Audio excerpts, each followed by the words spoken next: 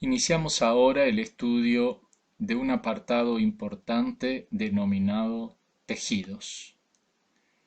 Los tejidos pueden definirse de una manera muy general como el conjunto de las células de idénticas características que se reúnen entre sí para cumplir una función determinada y tienen un mismo origen embriológico. Es importante tener presente que el estudio de los tejidos está a cargo de una rama de las ciencias médicas denominada histología, que proviene del griego histo, tejido, y logos, estudio o tratado. Los cuatro tejidos fundamentales son el tejido epitelial, el tejido conectivo, tercero el tejido nervioso y cuarto el tejido muscular. Prontamente ustedes advertirán que la clasificación de los cuatro tejidos básicos del cuerpo es insatisfactoria en algún aspecto, pero lo que interesa en este sitio es que los cuatro tejidos no se clasificaron sobre la base del origen embriológico a partir de las tres capas germinativas, sino principalmente por su estructura microscópica y las funciones que desempeña. Sin embargo, resulta que la mayor parte del tejido epitelial, pero no todo él, proviene del ectodermo y el endodermo, pues parte deriva del mesodermo. El tejido conectivo proviene del mesodermo. El tejido muscular deriva casi exclusivamente del mesodermo, pero algo también del ectodermo. El tejido nervioso es originario por completo del ectodermo. Pero, como veremos más adelante, lo que se llama tejido muscular no es músculo puro, porque consiste en una mezcla de fibras musculares puras y tejido conectivo. De manera análoga, algo de lo que se llama tejido nervioso tiene mezclado tejido conectivo derivado del mesodermo, mezclados con estructuras que provienen del ectodermo. Sin embargo, la clasificación de los tejidos, aunque imperfecta, es muy útil. Lo que acabamos de mencionar tiene relación con la presente proyección, en el cual reiteramos que de una manera análoga a lo que ya hemos expresado, podemos decir, sin embargo, que la clasificación de los tejidos que exponemos en epitelios, tejido conectivo, tejido muscular y nervioso no es perfecta, pero sí es muy útil para el desarrollo del estudio en ustedes, la población.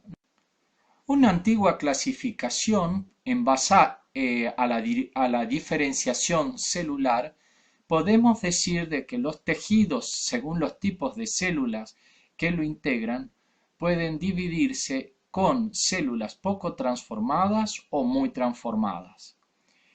Dentro del tipo de tejidos con células poco transformadas y con sustancia intercelular escasa o nula, encontramos a lo que se denomina tejido epitelial o epitelio de revestimiento y glandular, mientras que en aquellos tejidos con células poco transformadas pero con sustancia intercelular abundante, debemos mencionar al tejido conectivo o antiguamente llamado conjuntivo, el cual, siguiendo una vieja clasificación, podemos hablar de que es sólido o líquido, y dentro del sólido podemos hablar del tejido conectivo más propiamente abigarrado, mientras que dentro de los conectivos líquidos hacemos referencia a los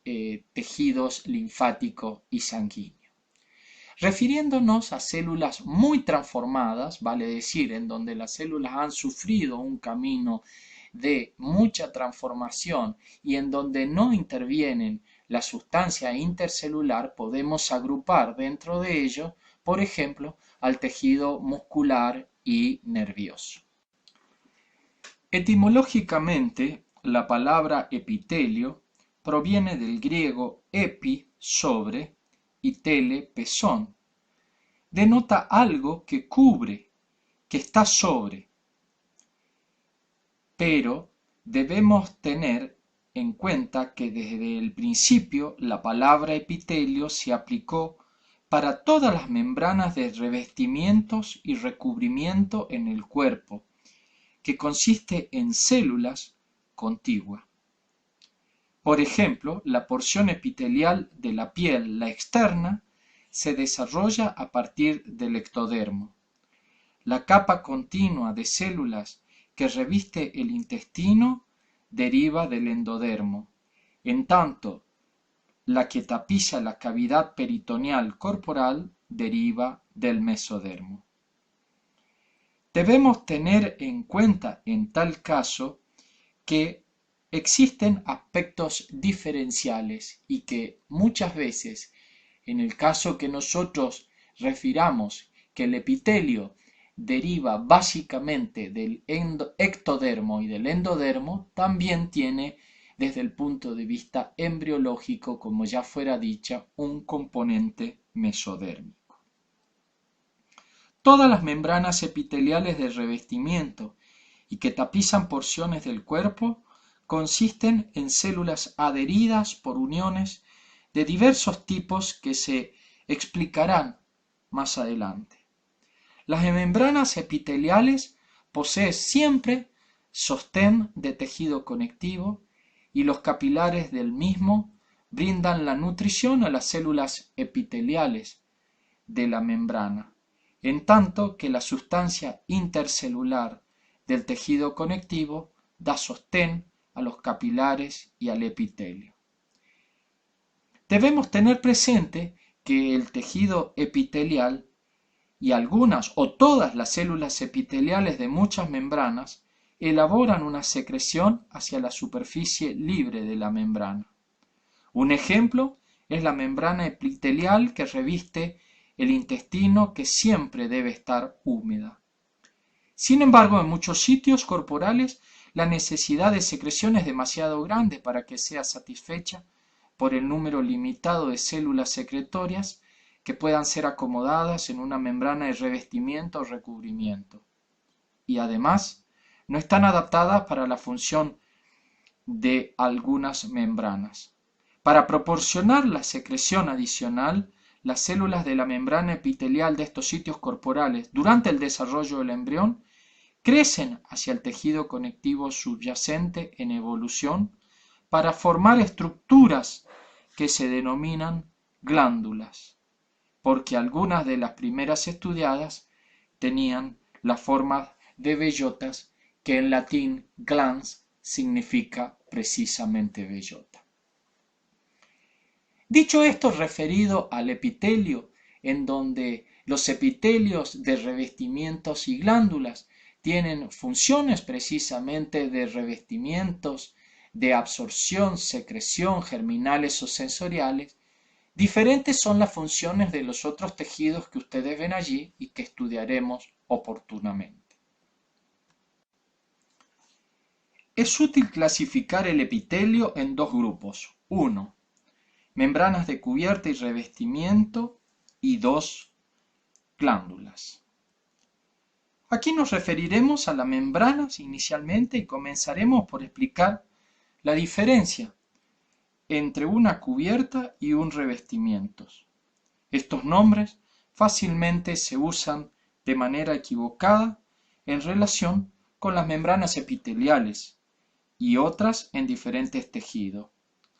Revestimiento solo puede utilizarse en relación con estructuras huecas que tienen dos superficies, externa e interna, pues denota únicamente una membrana que cubre la superficie interna de una estructura hueca.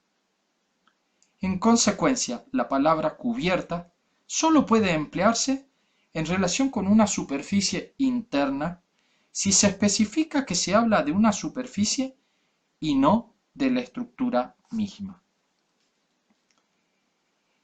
En contrario, cuando hablamos de glándulas, algunas o todas las células epiteliales de muchas membranas elaboran una secreción hacia la superficie libre de la membrana. Pero existen ocasiones en el cual una o varias células no son suficientes para mantener el producto de secreción en la superficie de un revestimiento o de una cubierta. Por lo tanto, se generan ciertas estructuras propias conformadas por el agrupamiento de varias células que reciben el nombre de glándulas. Y esas glándulas derivan el nombre del latín glans, que significaba bellota, porque algunas de las primeras estudiadas tenían esa forma de bellota. Las membranas epiteliales consisten exclusivamente en células.